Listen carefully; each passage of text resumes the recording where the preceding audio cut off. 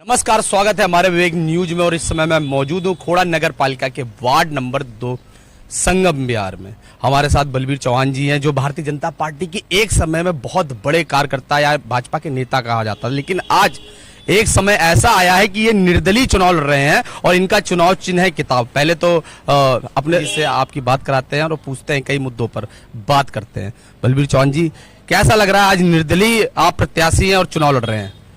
नमस्कार आप सभी को।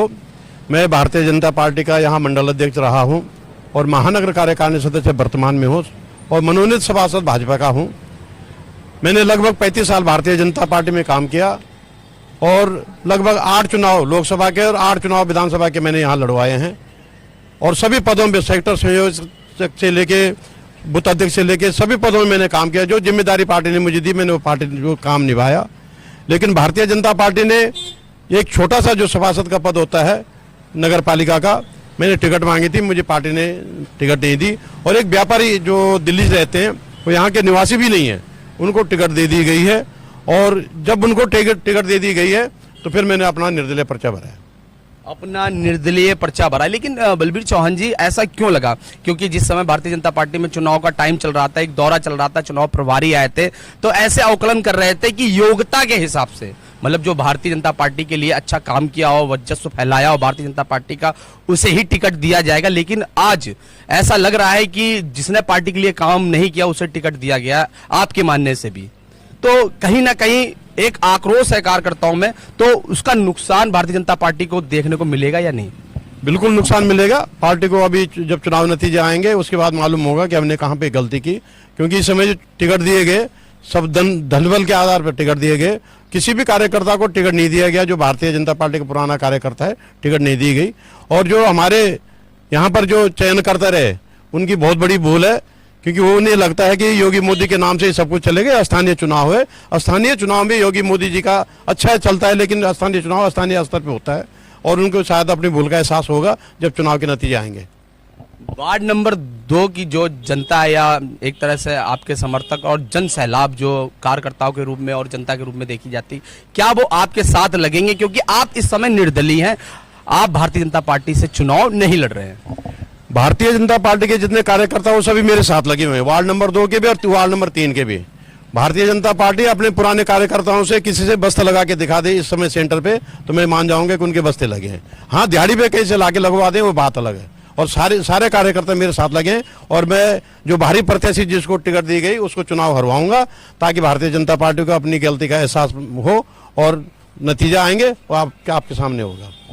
भारतीय जनता पार्टी 2 नंबर से चुनाव हार भी सकती है और नहीं भी, ये 13 तारीख को तय होगा। लेकिन हमारे साथ कई लोग जुड़े हुए हैं, उनसे भी आपकी बात कराना चाहूंगा। क्या निर्णय रहा भारतीय जनता पार्टी से? ऐसी कौन सी चूक हुई जो बलबीर सिंह चौहान जी का टिकट नहीं हुआ? क्या कहेंगे रावत जी? जो इस बार भारतीय जनता पार्टी ने निर्णय लिया बहुत ही गलत लिया है। और इस बार ज़्यादातर जो है जो कर्मठ कार्यकर्ता थे उनको टिकट ना देने का कारण वो खुद ही अब जो है अपना आने वाले चुनाव पे खुद इनको पता लग जाएगा। और सारे जो कार्यकर्ता हैं अपने पुराने निर्दलीय कार्यकर्ता के साथ लगे हुए हैं तन मन धन से। ये क्या कहना चाहेंगे? और भी भाई, उनसे भी पूछता हूं कि इस चुनाव को लेकर क्या रूपरेखा है, कैसा लग रहा है? और निर्दलीय प्रत्याशी, क्योंकि हमेशा टैग के साथ चुनाव प्रचार प्रसार करते थे और निर्दलीय प्रत्याशी के लिए अपने क्षेत्र में जा रहे हैं, कैसा लग रहा है? देखो, ये तो पार्टी को सोचना चाहिए था कि हमारे इतने पुराने वरिष्ठ कार्यकर्ता नेता, उनको टिकट न देके केवल कुछ टिकटें तो ऐसी बिकी हैं कि जो 2 महीने 3 महीने पहले भाजपा में आए हैं, तो कार्यकर्ताओं में स्वाभाविक है कि रोष होगा ही होगा। और इसलिए जितने भी ये इस तरह की टिकटें दी गई हैं, हर वार्डों में मैं देख रहा हूँ, मैं पूरा खोड़ा घूम के आ गया हूँ।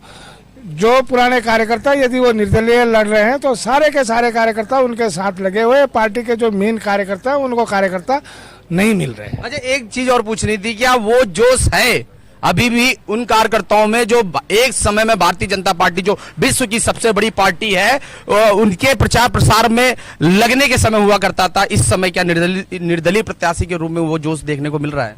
आप सवेरे आए नहीं थे, कम से कम 250 लोग चौहान जी के समर्थन में घर घर गए थे। जोश खरोश में कोई कमी नहीं थी और न कार्यकर्ताओं में कोई कमी है, न कार्यकर्ताओं की कमी है। बहुत कार्यकर्ता है और पूरा समझ लो, पूरा वार्ड नंबर 2 तो एकदम एक तरफा है। अच्छा, बड़े चुनाव को लेकर क्या बदलाव होगा या भारतीय जनता पार्टी को बड़ा टिकट जाएगा?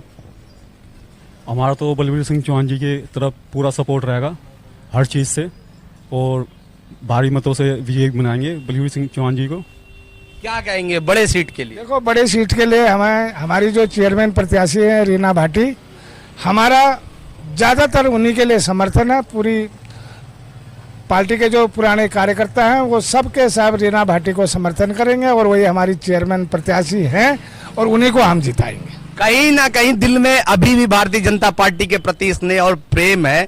बेशक चुनाव निर्दलीय से लड़ रहे हो, लेकिन दिल में आज भी भारतीय जनता पार्टी के लिए स्नेह और प्यार बराबर। क्या कहना चाहेंगे ये चुनाव के टाइम पे?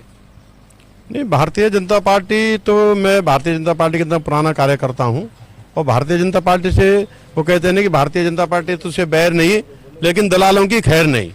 मेरा ये कहना है भारतीय जनता पार्टी तुझसे बैर नहीं लेकिन दलालों की खैर नहीं। भारतीय जनता पार्टी तुमसे बैर नहीं और दलालों की खैर नहीं। मैं विपिन सिंह भदौरिया, आकाश तिवारी के साथ।